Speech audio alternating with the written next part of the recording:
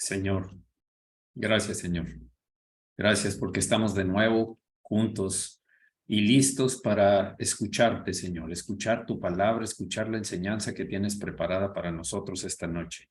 Muchas gracias, Señor, que sean nuestros corazones hambrientos y sedientos, satisfaciendo esa hambre y esa sed de ti, porque solo en ti hay vida, solo en ti hay abundancia. Gracias, Señor, en el nombre de Jesucristo. Que sea agradable delante de ti nuestra presencia, Señor, y nuestra atención, en el nombre de Jesús. Amén. Amén. Bienvenidos, bienvenidos. Vamos a compartir la enseñanza de esta noche. Bien. Muy bien. Bueno, pues el tema que hemos estado tratando es identidad espiritual. Qué importante es reconocer y más bien conocer y reconocer nuestra identidad espiritual y saber que es una fuente de autoridad si sabemos de dónde venimos, a dónde vamos, por qué estamos aquí y quién es el que nos envió y quién nos espera allá. Gracias, Señor, porque tú eres. Gracias.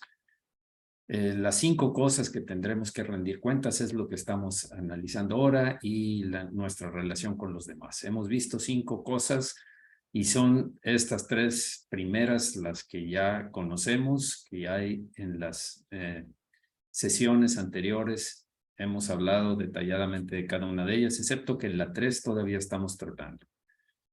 Ahora sí, entramos en el tema. Las estrategias del enemigo para alejar a nuestra familia de los caminos de Dios.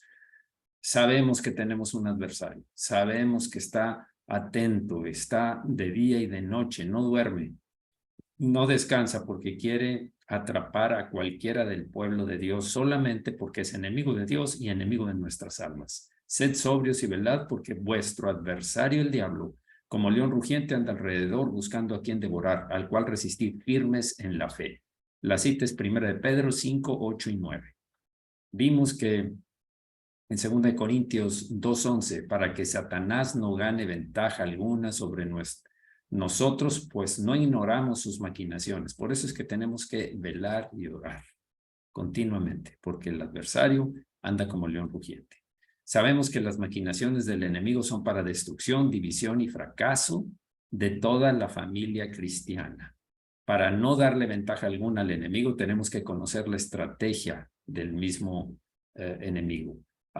Conociendo las estrategias, nos podemos dar cuenta a tiempo de por dónde viene, qué es lo que está intentando y detenerlo y resistirlo y no darnos por vencidos. Dijimos, llenar nuestra vida de ansiedad por lo material fue la que ya hemos visto, la primera de ellas, la primera estrategia. La segunda fue hacernos creer que por los problemas que tenemos en nuestra familia o en nuestro matrimonio o en nosotros mismos, lo mejor es ya no ir a la iglesia. Mucha gente se ha apartado por este motivo. Le ha funcionado al maligno el ataque persistente en la culpa, el acusador que quiere dividir, quiere distraer al hombre, a la mujer, a la familia entera para que se alejen del Señor. Esa es una estrategia preferida. La tercera es enredarnos en una relación sentimental o de amistad, haciendo alianza con los incrédulos o con los cristianos carnales. También lo vimos la semana pasada, agotamos el tema pero vamos a seguir ahora con peleando la batalla espiritual para defender a la familia. Este es el tema de hoy. Esto es por lo que tendremos que dar cuentas a Dios también. Tenemos que saber pelear, tenemos que saber que desde el primer momento en que nos convertimos al Señor, pasamos al ejército de Dios. Pasaron muchas cosas en nuestra vida. Fue transformada de la sombra, de la oscuridad, de las tinieblas a la luz. Pasamos del reino de las tinieblas al reino de la luz, de la victoria, del poder. Pero tenemos que pelear, hacer una batalla contra el maligno. Ya sabemos, hemos dicho, como león rugiente, no vamos a dejar que venga a nosotros y a ningún miembro de nuestra familia. Y no es un secreto que la mayor estrategia del enemigo en este tiempo es contra la familia. Todo el mundo sabe eso. ¿Por qué? ¿Por qué lo hace? Vamos a ver, pero muy pocas personas analizan que lo que está ocurriendo en el ámbito espiritual está influyendo en el ámbito natural, en lo que vemos, oímos, en lo que diariamente tratamos con nuestra familia, con nosotros y con nuestra familia. Pocos análisis hay de decir esto que está pasando en mi familia, cuál es el origen o el ámbito espiritual en que se está haciendo. Por supuesto que obra la carne, el mundo, el diablo, pero es a través de las estrategias del maligno que influye en la naturaleza de pecado para poder que salgan esas pasiones, esos temores, esas angustias, esas divisiones, enojos que están saliendo del corazón, porque lo malo sale del corazón, lo que contamina al hombre sale del corazón, no entra, dijo Jesús. Bien, el ataque del enemigo contra la familia no comienza con un ataque contra toda la familia, es estratega, es listo, es muy astuto el maligno, es muy astuto.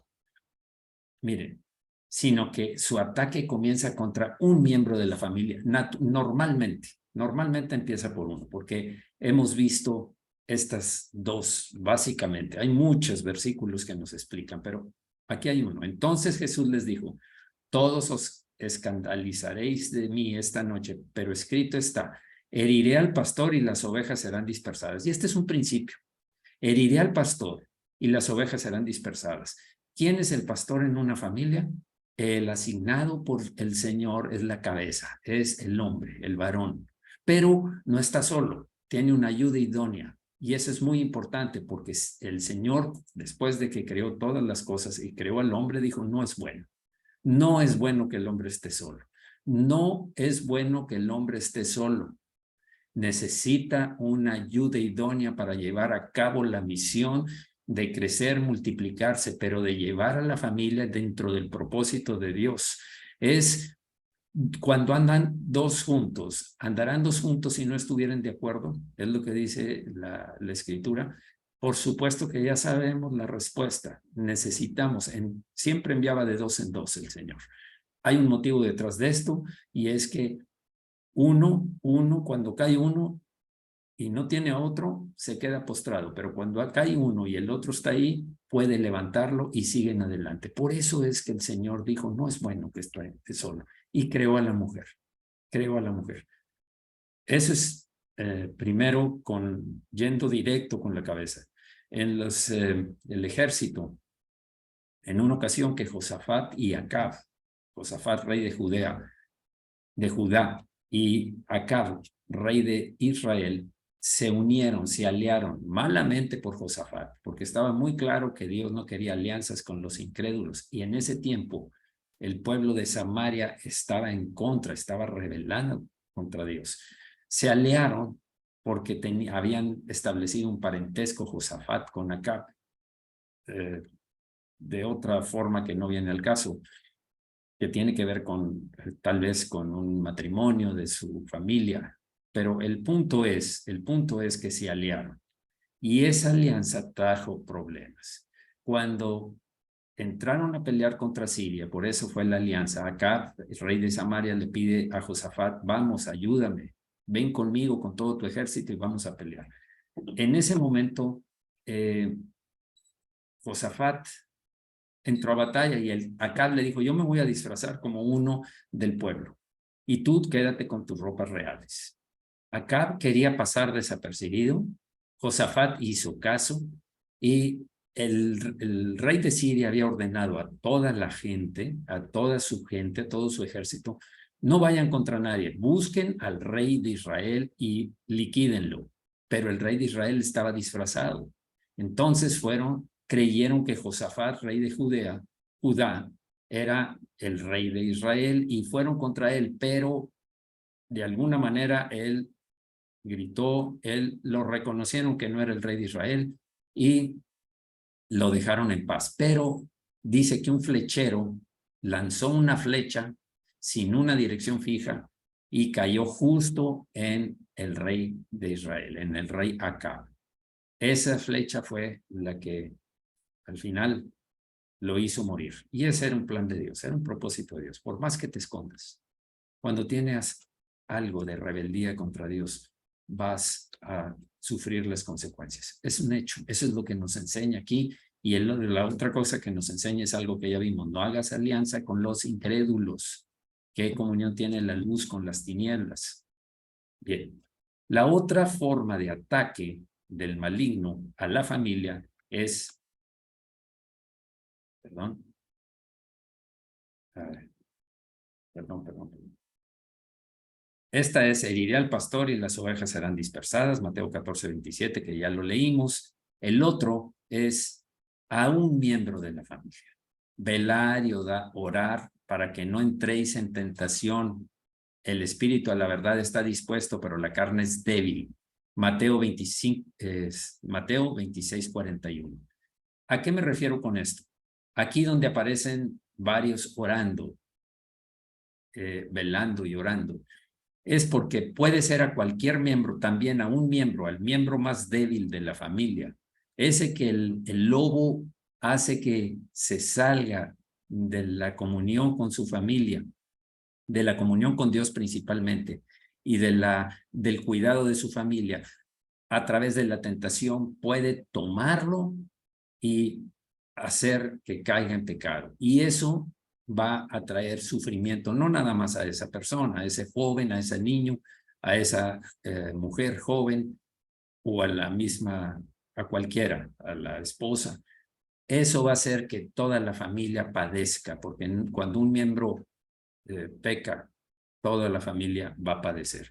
Entonces, esas son estrategias que tenemos que estar atentos y vigilantes.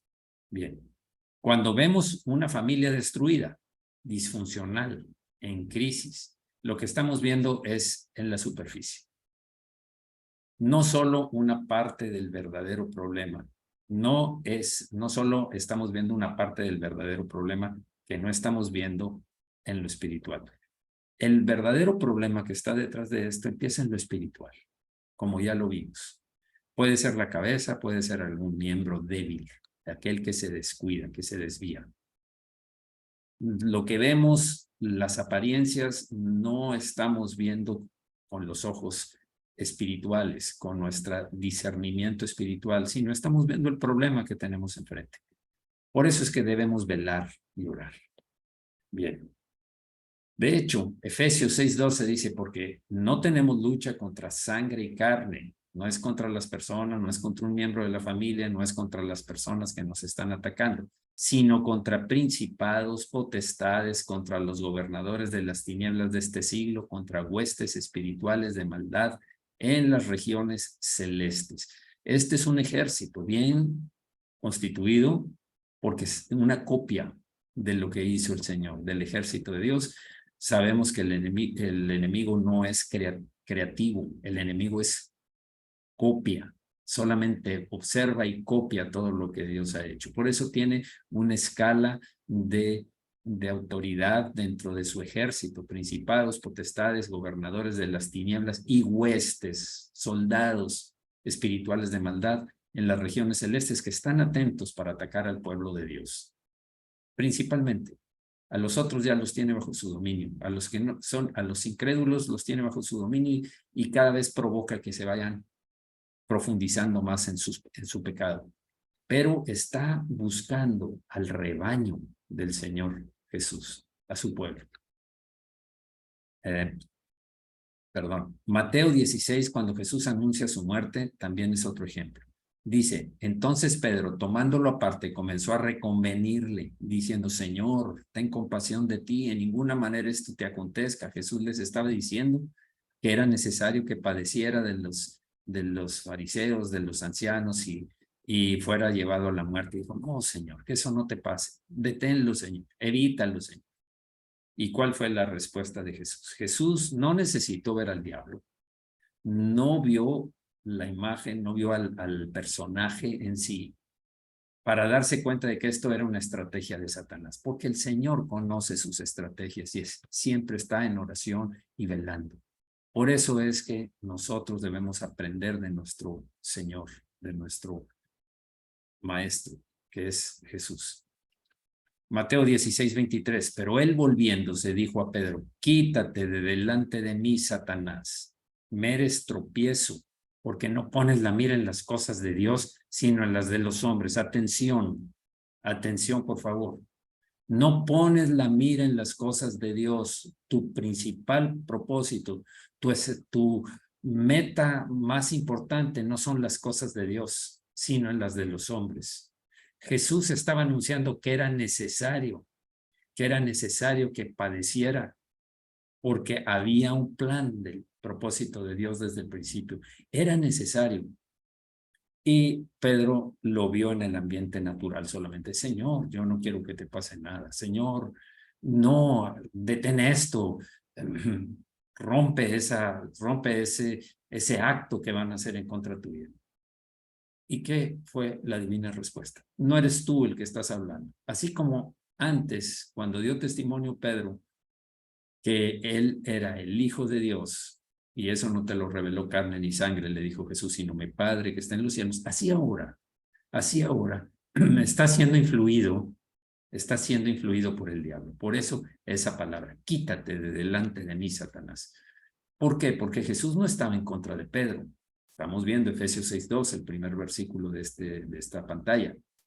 La lucha no es contra Pedro, contra sangre y carne, es contra el enemigo. Por eso le habló directamente, quítate de delante de mí, Satanás, me eres tropiezo, porque no pones la mira en las cosas de Dios, sino las de los hombres. Eso es la influencia del diablo. No ves lo espiritual, ves lo natural. ¿Qué te conviene? ¿Qué es lo mejor para ti? Desde el punto de vista natural, eso es lo que está intentando hacer. Bien, atentos, por favor. ¿En dónde tienes puesta tu mirada? ¿Qué es lo más importante para ti? Si tú estás atento a la palabra de Dios, meditas, la lees, la llevas a cabo, la obedeces, entonces va a surgir la revelación, el consejo de Dios para cada situación que estás viviendo. Si no lo haces, vas a ser presa fácil. Vas a ser una oveja que se apartó del rebaño, que no va detrás de su pastor, porque el que guarda mis mandamientos es el que me ama. Te apartas, no permaneces unido a la vid, te apartas, y entonces el maligno viene y te conquista, te subyuga. Bien. Esto nos enseña que el enemigo siempre buscará dos cosas, principalmente para con el creyente, el cristiano. La primera es que ignoremos su plan. No te das cuenta, no estás atento, no velaste, no estás velando. Y la segunda, que veamos las cosas desde la perspectiva humana. Otra vez, repito, no estás viendo, no pones la mira en las cosas de Dios, sino en las de los hombres. Si nosotros seguimos viendo los problemas en nuestro matrimonio, los problemas en la familia, los problemas con nuestros hijos, en la iglesia, económicos, emocionales, como situaciones normales de la vida. Cada quien tiene su carácter, cada quien es así, es que él así ha sido siempre, etcétera, etcétera. Es porque hemos caído en las dos trampas mencionadas en los puntos unidos. Ignoramos su plan, no estás velando. Alguien que vela, alguien que está atento, alguien que está en una torre vigilando, ve cuando el enemigo se acerca. Y la otra es, como no estás viéndolo así, no estás contemplando que es del maligno, no estás contemplando a el diablo o las huestes del diablo viniendo en contra tuya, lo ignoras y viene y logra su objetivo. Caes en pecado, te alejas del Señor, se empieza a secar tu relación con el Señor. Bien. La figura que voy a presentar enseguida ya la hemos visto anteriormente, pero es muy importante que atendamos a esto porque se lleva a cabo continuamente en el mundo. Y es esta. Ustedes saben que el humanismo tiene como centro el hombre, el ser humano, el yo. Está con autoestima. El símbolo de arriba es cómo se representa. Es la autoestima. Está centrada en el hombre, pero todo lo correspondiente a su vida, a su confianza y a su esperanza están centradas en el hombre. Su vida natural, su confianza en sus talentos, habilidades, recursos y la esperanza que tienes de prosperar por sus propios medios sin necesidad de tener que acudir a Dios. Se llama antropocéntrico, que tiene que ver centrando al hombre. Ese es el humanismo que fomenta, desarrolla, multiplica el orgullo, le da cabida a la antigua naturaleza y la hace crecer. La otra es el teocéntrico. Teo es Dios, centrado en Dios. En Dios está tu vida, en Dios está tu confianza, en Dios está tu esperanza, en sus promesas. Ese es el cristianismo. Fomenta la humildad, fomenta la humildad. Y por supuesto, son diametralmente opuestos. Nada tiene que ver el espíritu con la carne. Totalmente contrario. La carne busca su misma satisfacción, su autoestima. El espíritu busca la relación con Dios, que sea centrada en Dios, tal como aparece aquí. Recordando esto, ahora vamos a ver diferentes formas en que esto se desarrolla. Veamos. La posición del humanismo. ¿Cuál es el punto de vista del humanismo y cuál es la posición bíblica? Primero, el hombre se entroniza a sí mismo. El hombre tiene su propio trono. En la posición bíblica es que el trono debe ser Dios. Dios está entronizado en el trono, quiere decir. En el humanismo dice el hombre es el centro. La posición bíblica, Dios está en su trono. La siguiente, el hombre es autoridad suprema para sí mismo y para todo lo que quiere imponer a los demás incluso. Es lo que quiere ser. La posición bíblica es Dios es autoridad absoluta. Dios es la autoridad absoluta. Eso es lo que aquí veamos qué tanto, en qué punto estamos centrados, en cuál de las dos columnas. Voy a seguir adelante, pero analiza si en ocasiones te comportas como conforme al humanismo o conforme a espiritualmente lo que dice la Escritura. Siguiente. El hombre intenta resolver los problemas de la humanidad, no tanto de la humanidad solamente, de sí mismo, de su familia y de la humanidad, por medio de su razonamiento, de su lógica, de sus recursos, de sus capacidades y talentos. Eso es lo que intenta el hombre. En la posición bíblica, Dios revela la solución para los problemas de la humanidad por medio de su palabra. Recordemos, y lo he dicho muchas veces y lo seguiré diciendo porque es muy importante, tenemos la mente de Cristo. Si tenemos la mente de Cristo, tenemos la sabiduría, el entendimiento que emana de su palabra. Tenemos el entendimiento para poder interpretar lo profundo, el significado espiritual. Los fariseos sabían el Antiguo Testamento, conocían la palabra, pero no había una interpretación real, espiritual de esa palabra. Muchas veces se lo dijo Jesús. Entonces, sabiduría, entendimiento, consejo en la situación que estás viviendo. En la palabra vas a encontrar el consejo. En la palabra vas a tener la revelación de lo que está frente a ti, de la alternativa, de la decisión que debes tomar y el poder o autoridad para llevarlo a cabo. Porque Dios no nos dio espíritu de cobardía, sino de poder, valor y dominio propio. Y ese poder está porque tenemos la mente de Cristo. Y el conocimiento de Dios, conocer cada vez más profundamente a Dios, buscar, entender en su palabra, escudriñar la palabra y el temor de Dios. Más adelante voy a hablar acerca de lo que es el temor de Dios. Siguiente, está arraigado en el raciocinio humano, en la razón. Aquí es en donde está el más inteligente, el más astuto, el más... ese es el que aparentemente es el que está superior. Perdón, que parece que aquí hay alguna... Bien. La posición bíblica está arraigada a la revelación bíblica. Está arraigada a la revelación bíblica, solamente. La libertad interior es producto de la decisión humana. La libertad interior, según ellos, según el humanismo, es producto de la decisión humana. Yo he decidido ser libre. Yo no estoy sujeto a nadie. Yo no tengo las reglas mías, las pongo yo. Yo soy libre. Estoy hablando desde el punto de vista, como dijo Pablo, la locura del humanismo. Posición bíblica, la libertad interior viene por la obediencia a la palabra de Dios. El que es obediente, ese tiene libertad. La obediencia a la palabra es lo que nos da la verdadera libertad. El hombre existe para glorificarse a sí mismo. Solamente están pensando en glorificarse. La fama, el control, el ser aprobado, todo eso es lo que está buscando continuamente el ser humano centrado en el humanismo, en el yo. En la posición bíblica, el hombre existe para glorificar a Dios. Todas nuestras metas, nuestros logros debemos reconocer y darle gracias a Dios, porque ¿por qué te glorías de lo que tienes si lo recibiste? No es tuyo, dijo Pablo. No te gloríes en lo que recibiste y porque Dios te lo dio.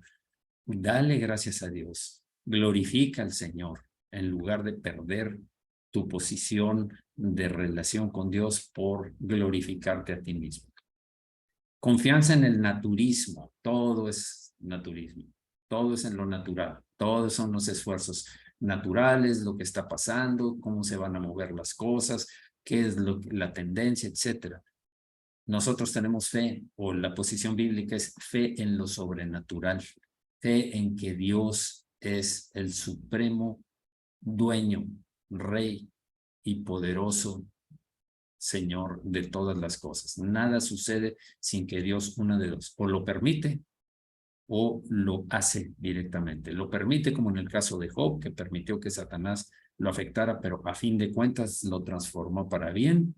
En Job, de oídas te había oído, mas ahora que en esta oportunidad, en esta prueba, te conozco, ya te conocí, todo lo demás eran cosas que yo traía, teorías que yo traía, pero ahora te conozco. La fe es en lo sobrenatural, en el poder de Dios. Al que cree todo le es posible, le dijo Jesús al padre de ese joven que estaba poseído. Cuando bajó Jesús del monte de la transfiguración y encontró eso, le dijo, si puedes hacer algo, hazlo. ¿Por qué dice si puedo? Todo es posible para el que cree. Y la respuesta fue, creo, pero ayuda a mi incredulidad, ayúdame a creer más. La salvación es alcanzada por la ciencia humana. Esto nos va a salvar. Estos desarrollos, esta tecnología, estos avances son los que nos van a salvar de la perdición, de la destrucción, etcétera, etcétera.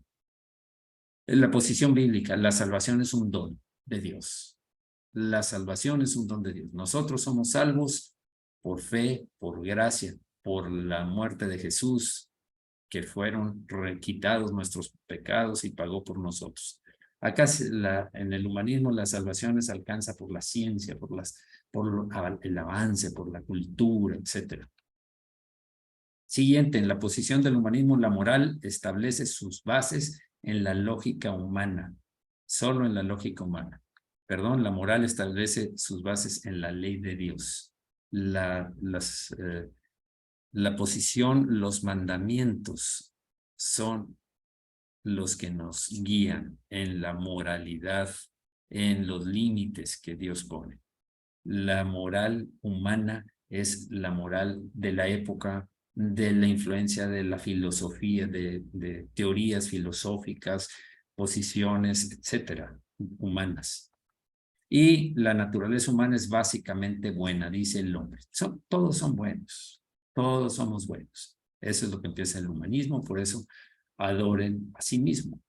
La posición bíblica, la naturaleza humana es básicamente mala, desde el principio, desde que Adán y Eva pecaron, desde ahí todos nacemos con una vieja naturaleza pecaminosa, que es la que nos mueve a pecar continuamente. Vamos a orar, Señor. ¿Cuántos engaños hay? ¿Cuántos engaños hay con respecto a esto? Y desgraciadamente, Señor, muchos creyentes no conocen, no saben distinguir, discernir cómo falsamente pueden hacernos ver, intentar hacernos ver que las soluciones no están en ti, sino están en lo que hagamos nosotros, en lo que seamos nosotros, en lo que se desarrolle en el mundo. Perdónanos, Señor. Si alguna vez hemos caído en esto, perdónanos. Estaremos atentos. Por eso es que tú, Señor, dices que tu ley, que tu palabra es como una lumbrera en el camino, es una antorcha en el camino. Y el camino es sinuoso, el camino es angosto, el camino es peligroso porque hay acechadores, pero con la luz de tu palabra, Señor, el discernimiento y la mente de Cristo que están fundamentados en tu palabra, Señor, y en tu espíritu, es que podemos vencer y no caer en los artimañas, en los artilugios del diablo. Gracias, Señor, porque tú nos diste esa antorcha para guiarnos en nuestro camino, tu palabra. En el nombre de Jesucristo. Amén. Amén. Bien, bueno, seguimos adelante. Cuando Dios creó a Adán y a Eva, los creó para que la bendición que Dios había depositado sobre ellos fuera transferida a sus generaciones. No se iba a quedar solamente con Adán y Eva. Por supuesto que Eva iba a ser transferida a las generaciones. El deseo de Dios es que su bendición permanezca por generaciones, así como en Adán y Eva, todos sus sucesores llevaran la bendición de Adán y Eva iba a descender sobre Caín y Abel y todos sus descendientes. Ese es el mismo propósito de Dios para nuestra familia. El deseo de Dios es que su bendición permanezca por generaciones en ti y en mí. Dios nos bendice hoy para que nuestros hijos y los hijos de nuestros hijos y los hijos de los hijos de nuestros hijos puedan reconocer que Él es Dios. Esa es la bendición. Eso es la teocracia, centrada en Dios, no el humanismo. Por eso vemos que el diablo, cuando tienta a Adán y Eva, vino para interrumpir el plan y el propósito de Dios para sus vidas y su descendencia. Ese era el intento. Dios había creado un hombre y una mujer. Todo lo que había creado era hermoso. Dios vio que era hermoso. El enemigo vino para destruir, hurtar esa bendición y provocar una maldición sobre sus vidas. Eso lo sigue haciendo. Esa es una estrategia antigua que empezó en Adán y Eva. Y desde antes también hizo que la tercera parte de los ángeles lo siguiera porque se rebeló contra el Señor Luzbel. Y vemos ahora que lo que debía ser una familia de bendición se convirtió en una familia de tragedia y maldición. Eso sucedió en Adán y Eva y eso sucede en muchas personas, desafortunadamente, que no están velando y orando. La mayoría de las personas que están bajo un engaño del enemigo no se han percatado hasta que ya es muy tarde, no se dan cuenta. Lo mismo pasa inadvertido, que eso es lo que intenta el diablo, pasa inadvertido. El diablo busca destruir nuestras generaciones. Atención. Es tu enemigo. No es enemigo nada más de Adán y Eva. No es enemigo de ciertas personas. Es tu enemigo. Tu enemigo. La razón principal por la que el diablo quiere destruir la familia es que el hombre y la mujer sean limitados para no alcanzar el propósito de Dios, no solamente durante sus vidas, sino por generaciones. Yo me he estado preguntando, Señor, dime en qué área estoy viéndome escaso en mi caminar para hacer el propósito que tú tienes para mi vida. Dime, Señor, en mí mismo, en mi familia, estoy haciendo lo propio, estoy haciendo lo que debo en mi crecimiento, en mi desarrollo, en el de mi familia, en el cuidado, en la guianza, en la protección de mi familia. Estoy haciéndolo en el ministerio que tú me diste, Señor, en el llamado que tú me diste. Estoy haciéndolo, Señor. Tú me has dado llamado, Señor, y tú me has constituido en diferentes áreas. No quiero dejar de cumplir tu propósito, Señor. Es lo peor que puede pasar.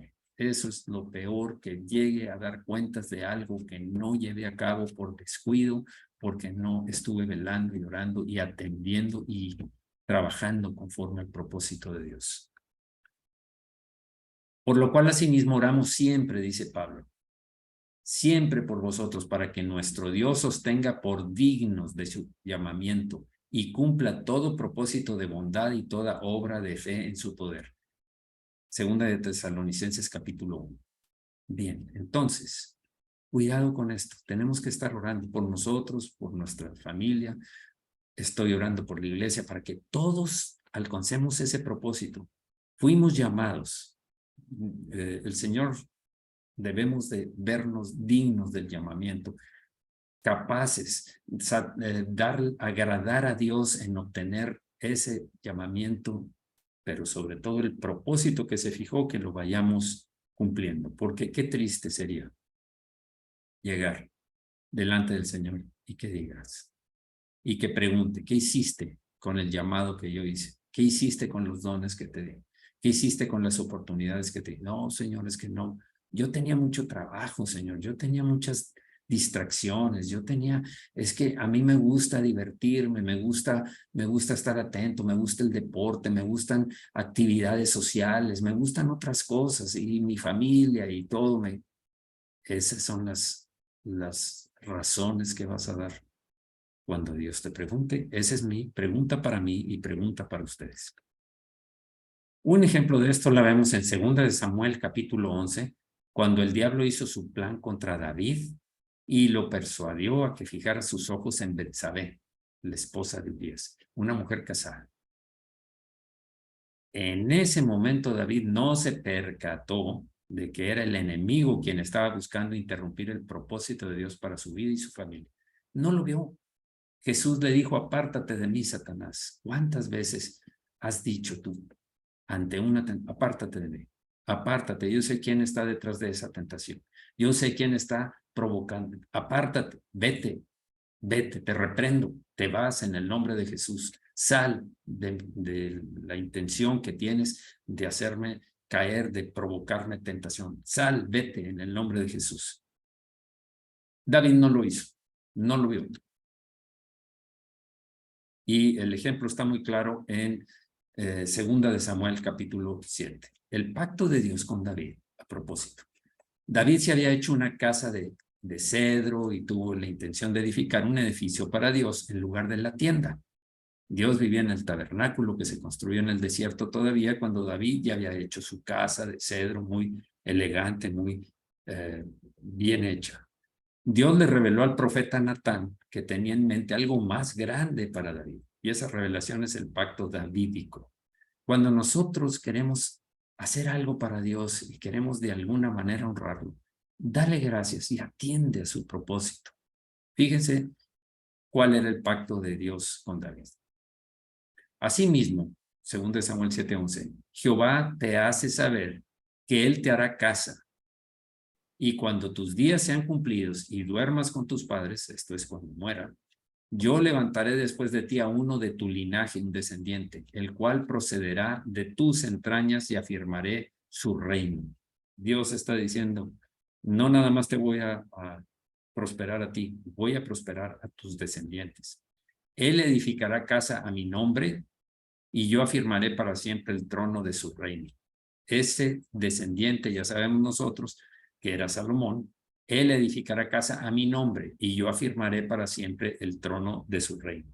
Salomón edificó el templo, el primer templo. 14, yo le seré a él padre y él me será a mí hijo. Y si él hiciere mal, ahí está el libre albedrío poniéndole límites. Y si él hiciere mal, yo le castigaré con vara de hombres y con azote de hijos de hombres. Ya sabemos que aún siendo Salomón muy sabio, que no había habido otro hombre sabio, cayó en adulterio, cayó en tener 900 mujeres dentro de concubinas y esposas y todo, y eso fue su perdición. Y eso fue parte de la influencia de la iniquidad que le heredó su padre David.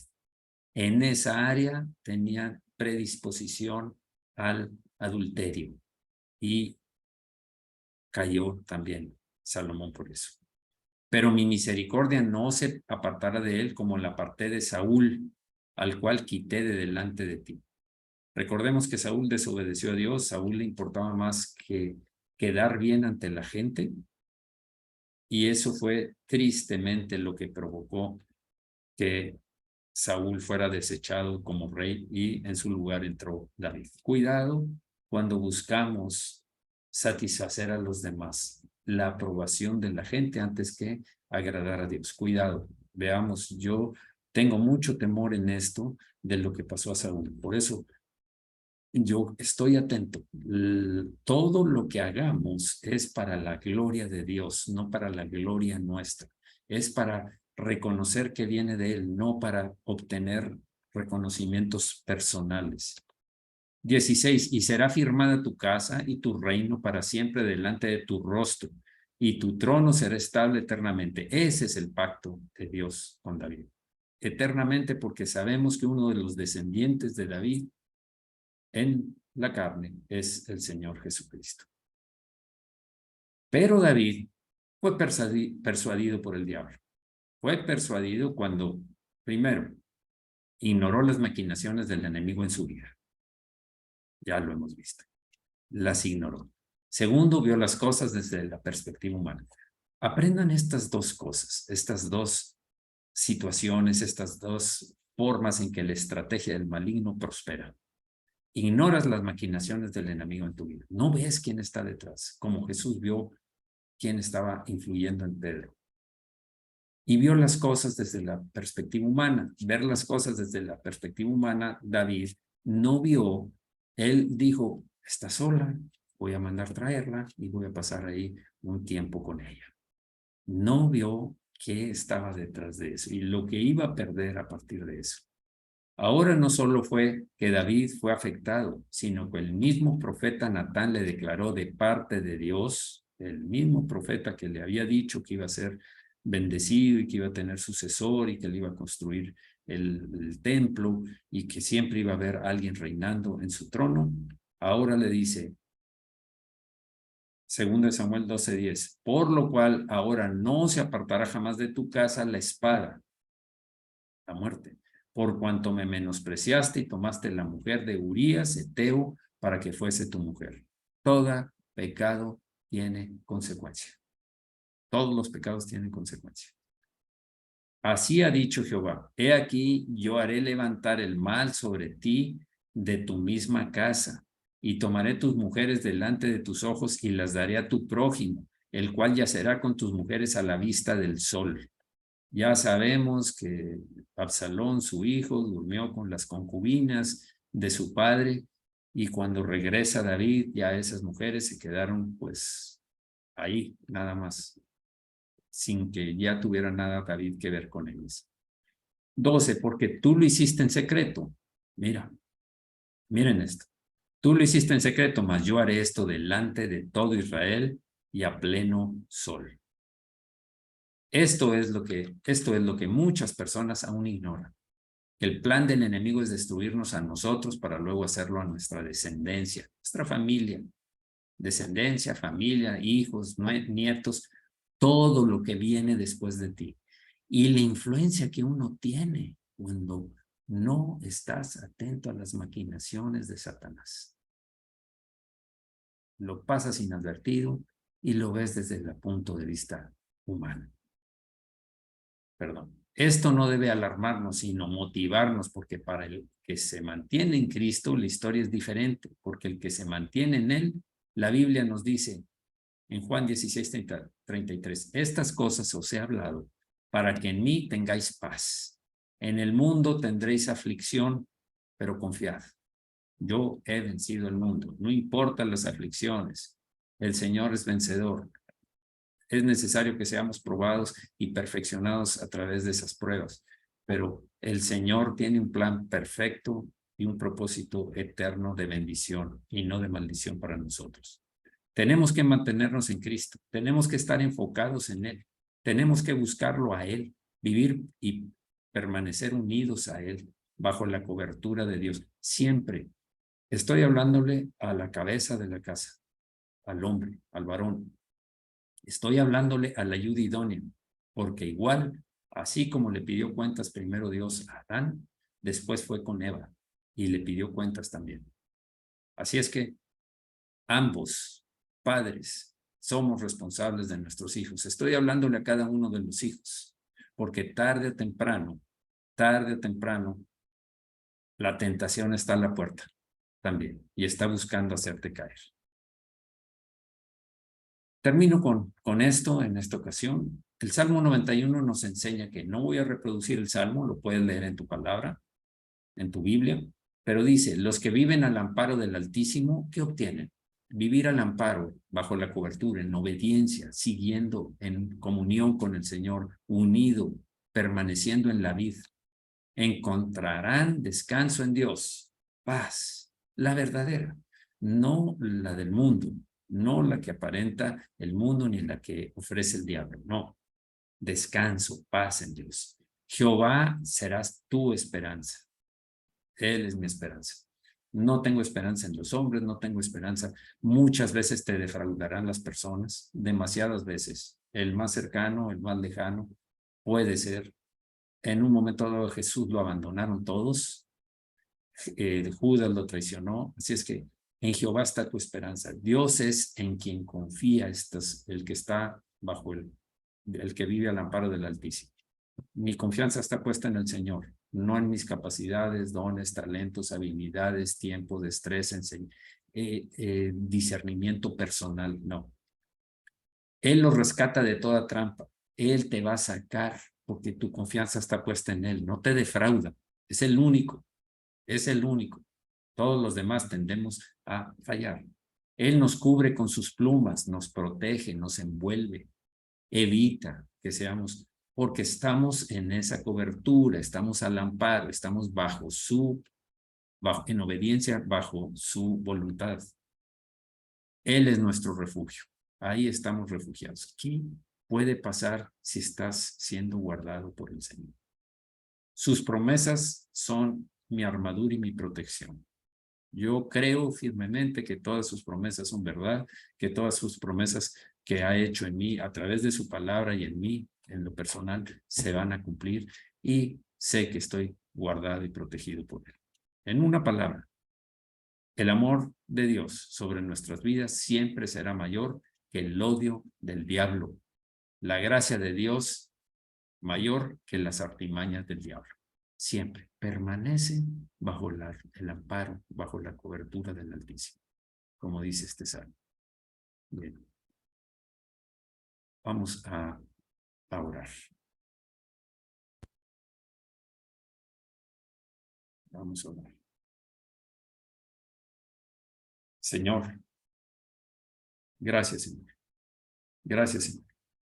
Sabemos que nos has dado libre albedrío y nos has dado una armadura espiritual y nos has dado, Señor, conocimiento y nos has dado capacidad para entender los intentos del maligno de separarnos de ti, de dividirnos, de hacernos que la bendición que tú has puesto para nosotros y nuestra familia sea eliminada por causa de nuestra desobediencia, Señor, por causa de no poner a velar, no estar velando y orando, de caer en las artimañas del diablo y no verlas venir, ni menos actuar correspondiente a eso.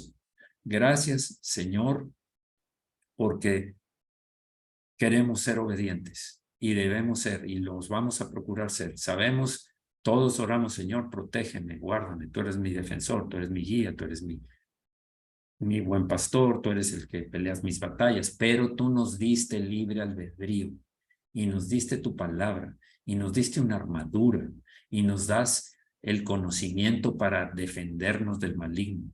Se lo diste a David y David lo desperdició. Se lo diste a muchas personas en la escritura que lo desperdiciaron. Se lo diste a Josafat, se lo diste a Ezequías, se lo diste a muchos reyes, Señor, y a muchos de tus apóstoles. Y fallaron porque, tal como les dijiste tú en el monte de los olivos, en el huerto de los olivos, velad y orad para que no entréis en tentación. El espíritu, la verdad, está dispuesto, pero la carne es débil. La carne, cuando empieza a surgir, cuando nos descuidamos, está tomando el lugar. está intentando reconquistar aquello que fue perdido porque la nueva naturaleza tomó posesión en nuestro corazón. Gracias, Señor. Perdona, Señor, si hemos contristado a tu espíritu en nuestra desobediencia. Perdona, Señor, si hemos fallado. Estamos humillados delante de ti pidiéndote perdón, Señor. Vamos a poner mucha atención en tu palabra. Vamos a estar atentos a las acechanzas del diablo que son de día y de noche, en cualquier ámbito, ante cualquier circunstancia, en toda adversidad, pero también en donde aparentemente hay paz, hay tranquilidad. Siempre está intentando destruir, primero a nosotros, a nuestra familia, a cualquier miembro. Somos responsables delante de ti. Gracias, Señor, por el conocimiento que nos das. Queremos permanecer aferrados a ti, Señor.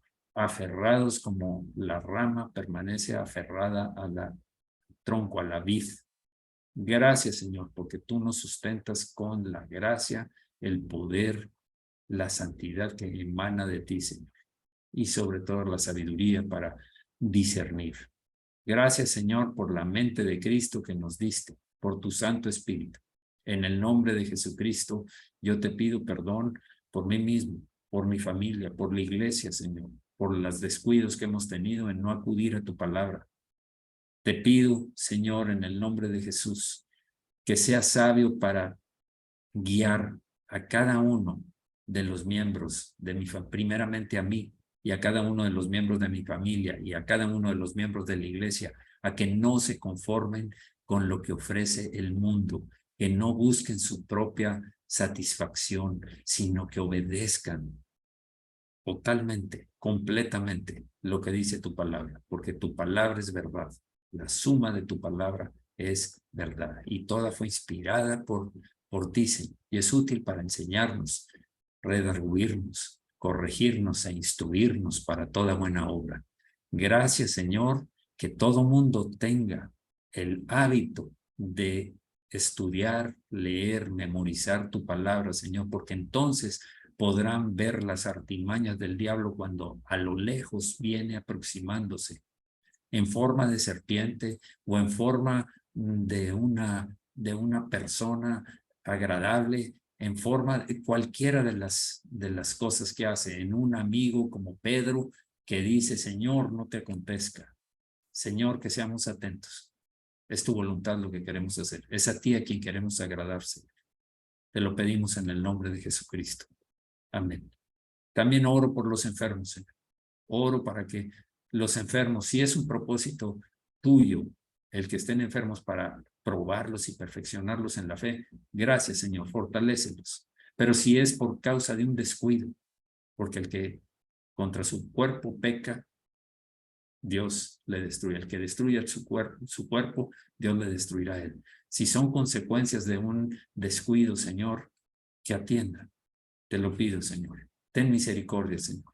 Ten misericordia, aumenta la sabiduría y la fortaleza en las personas. También a los que abrieron puertas al enemigo, para que a través de adivinación, de hechicería, de brujería, de artilugios, porque son el mismo emisario de Satanás que está desviándolos, haciendo que en lugar de bendición haya maldición. Señor, que reaccionen, te lo pido, Señor.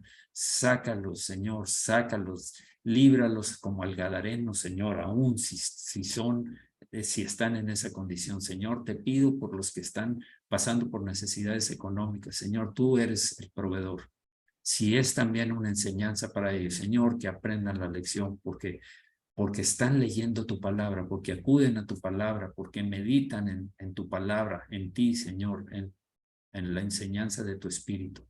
Gracias, Señor, por todos aquellos hombres y mujeres que están restringidos en la libertad, en centros penitenciarios, porque sé que tú tienes un propósito. Nada escapa de eso, Señor.